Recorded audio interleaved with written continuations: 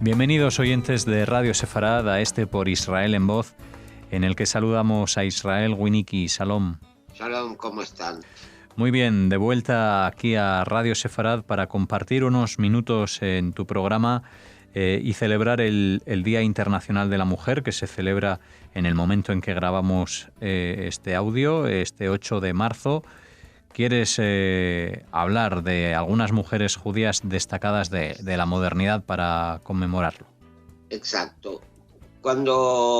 Según la tradición judía, cuando Dios entregó la Torá al pueblo judío, habló en privado con las mujeres antes de encomendar la Torá a todo el pueblo y les dijo: hijas mías, ustedes son las únicas en quien puedo confiar para transmitir al mundo mi mensaje. Vuestras características y cualidades son imprescindibles para la continuidad de la tradición. Solo aquel a quien el amor, la ternura y el espíritu de entrega y dedicación son inherentes a su ser, puede ser garante de que mi mensaje sea eterno. Ahora bien, en la historia judía abundan las mujeres fuertes que aseguraron la supervivencia del pueblo judío, dejando de lado las grandes mujeres mencionadas en las escrituras, como las matriarcas, Miriam, Ruth, Débora, Esther. En los tiempos modernos hubo mujeres judías que se han destacado tanto en la lucha política como en la guerra y en la cultura. He aquí algunas de ellas. Y aclaro, no menciono a personajes como Golda Meir, cuya vida ya es conocida por todos, ya se ha divulgado tantas veces, y que es ejemplo de fortaleza, tanto espiritual como física como mental. Y tampoco voy a mencionar que en la embajada israelí en Gran Bretaña, los puestos más importantes están ocupados por mujeres. Pero vamos a empezar con aquellas mujeres que se destacaron en el siglo XX en la historia judía y en la historia de Israel. Sarah Aronson formaba parte de una gran familia que escapó de la persecución antisemita en Rumania y fue a vivir a la tierra de Israel. Se asentaron y ayudaron a construir el pueblo de Zichron Yaakov, en el norte de Israel. Ella nació en 1890, era culta y bien educada, hablaba con fluidez varios idiomas, también era una buena jinete y experta tiradora. Su hermano mayor, Aarón, se convirtió en uno de los más famosos agrónomos del mundo. Y Sara a menudo lo acompañaba en sus viajes para reunir ejemplares de plantas y ayudarlo en sus investigaciones. Durante su infancia, el Imperio Otomano dominaba lo que hoy en día es Israel, y las autoridades locales no tenían la mejor disposición hacia los judíos, haciendo todo lo posible para dificultar la vida de la comunidad. Cuando llegó a la adultez, Sara comprendió todavía con mayor profundidad las crueldades del Imperio Otomano. En 1915, al viajar en tren desde Estambul hasta Zichron Yaakov, ella fue testigo de la violencia de lo que se convertiría en el genocidio armenio, donde las fuerzas otomanas asesinaron a 1,5 millones de hombres, mujeres y niños. En medio de la Primera Guerra Mundial, los turcos luchaban del lado de Alemania. Sarah Aronson estaba convencida de que si ellos ganaban la guerra, los turcos asesinarían a todos los judíos de la región, tal como habían asesinado a la minoría armenia. Sara, su hermano Aarón, sus otros hermanos y algunos amigos decidieron formar una red secreta de espionaje para espiar los movimientos militares turcos y transmitir la información a Gran Bretaña. Llamaron a su grupo Nili, una sigla formada por las primeras letras de Netzach Israel Lo Yeshaker, la gloria de Israel no miente. Rápidamente Nili se convirtió en la mayor red de espionaje pro-británica en todo el Medio Oriente. Sin que los turcos se dieran cuenta, los jóvenes miembros de Nili registraban la información de las tropas turcas y enviaban mensajes codificados a las fuerzas británicas. Cuando su hermano Aarón partió para ayudar a los británicos en Egipto, Sara se hizo cargo de Nili y dirigió la red de espionaje desde el hogar de la familia. En 1917 las autoridades otomanas interceptaron uno de los mensajes secretos de Nili. Sara rechazó el consejo británico de escapar para salvar su vida y permaneció en Zichron Yaakov. Fue arrestada el 1 de octubre de 1917 y brutalmente torturada durante 5 días. Sara se negó a divulgar las identidades de otros miembros de Nili. Finalmente, el 6 de octubre de 1917, le dijeron a Sara que la transferirían a Damasco para ser sometida a peores torturas. Como temía quebrarse y traicionar a sus compañeros, Sara pidió permiso para volver por última vez a su hogar. Mientras la llevaban por la calle principal de Zichron Yaakov, ella entonó una canción sobre un pequeño pájaro que volaba muy lejos, un mensaje secreto a sus compañeros de Nili, informándoles que la red se había desmantelado. Una vez en su hogar, Sara sacó en secreto una pistola que tenía oculta en un recoveco de la pared, se encerró en el baño y se disparó. Tras la victoria británica en la Primera Guerra Mundial, Gran Bretaña le agradeció formalmente a Nili y dijo que sin sus actividades no habrían sido capaces de ganar la guerra. Por el otro lado tenemos a Rachel, la poetisa. Raquel Blaustein-Sela nació en Saratov, en Rusia, y llegó el 8 de julio, y llegó a Palestina en 1909. Fue una poetisa proveniente de una familia de intelectuales. Hablaba varios idiomas. Su padre había sido rabino en Riga antes de serlo en Kiev, y su hermano Max Mandelstam dirigió un hospital en esta ciudad y fue presidente del Congreso Sionista de Basilea en 1901. Durante la infancia de Raquel, su familia se estableció primero en Poltava, donde asistió a la escuela judía rusófona. A los 15 años comenzó a escribir poesía y con 17 se instaló en Kiev para hacer cursillos de pintura. A los 19 años, Rachel visitó la tierra de Israel con una de sus hermanas, cuando iban de camino a Italia con la intención de estudiar filosofía y arte. Y decidieron quedarse como pioneras sionistas.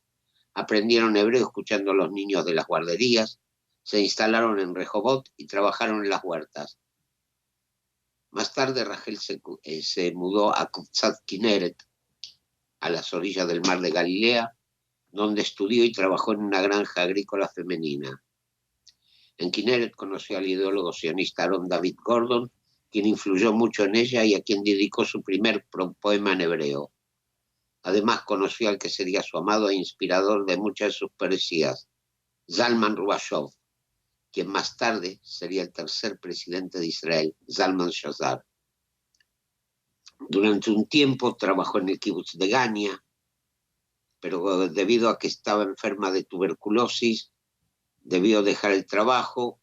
Primero se instaló en Jerusalén y más tarde en Tel Aviv, donde falleció. Fue enterrada en el cementerio de Kineret.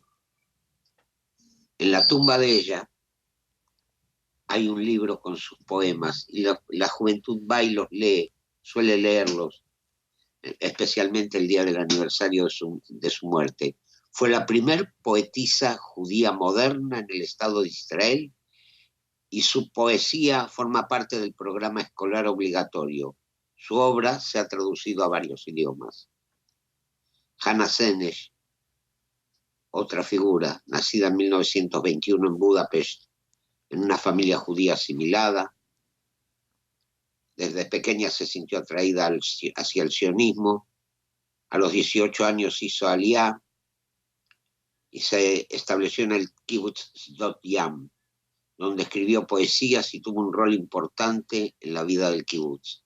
En 1943, durante la Segunda Guerra Mundial, se ofreció como voluntaria para el ejército británico, donde le presentaron una propuesta difícil. Estaba dispuesta a descender en paracaídas sobre la Europa ocupada por los nazis para ayudar en los esfuerzos aliados por organizar los movimientos de resistencia locales contra los nazis. Ella aceptó hacerlo y se convirtió en una de las 33 soldados elegidos para esa misión ultrasecreta y peligrosa. En marzo de 1944 Aterrizó en Yugoslavia, que estaba bajo dominio nazi, donde luchó con las tropas de resistencia de Tito durante 3 meses. Luego cruzó la frontera hacia su tierra natal, Hungría, donde la atraparon. Fue torturada durante varios meses, pero se negó a revelar detalles sobre su misión. El 7 de noviembre de 1944, a los 23 años, Hana fue ejecutada por un pelotón de fusilamiento. Ella se negó a aceptar que le vendaran los ojos y en cambio prefirió mirar a sus asesinos. En 1950 los restos de Hana Senesh fueron transportados a Israel y fue enterrada en el Monte Herzl. Muchos de sus poemas, así como su diario, forman parte de la literatura hebrea clásica. La famosa canción Elí, Elí, la letra es de la autoría de Hana Senesh. Y acá vamos a hablar de 2 figuras combatientes de los guetos. Heike Grossman, nacida en Polonia, se convirtió en líder de la resistencia judía en Białystok y Vilna durante la Segunda Guerra Mundial. Luego fue miembro en la Knesset de 1968 a 1988, a menudo identificándose con causas muy controvertidas.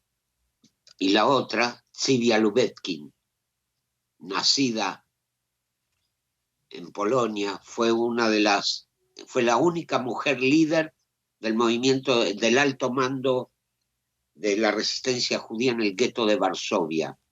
Nació en Witten, en la gobernación de Grodno del Imperio Ruso, actual Bielorrusia. Se unió al movimiento laborista sionista a una edad temprana. Durante sus años escolares, Lubetkin fue educada en hebreo por tutores privados. Se unió en su adolescencia al movimiento Dror. En 1942, Lubetkin ayudó a fundar el bloque antifascista sionista de izquierda.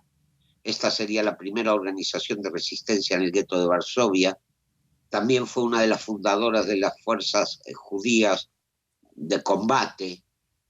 Tras la guerra, tras haber sobrevivido a la destrucción del gueto de Varsovia, participó en 1944 en el levantamiento polaco de Varsovia y luego logró refugiarse en los bosques, esconderse en los bosques, y en marzo de 1945, después de casi al final de la guerra, intentó llegar a Palestina con el líder partidario Abba Kovner.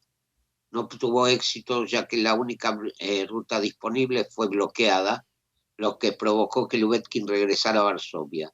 Después de la Segunda Guerra Mundial, Lubetkin participó activamente en la comunidad de supervivientes del Holocausto en Europa y ayudó a organizar Brija, una organización formada por agentes que ayudaron a los judíos de Europa Central y Oriental a cruzar las fronteras en su camino hacia el mandato de Palestina por canales de inmigración ilegal.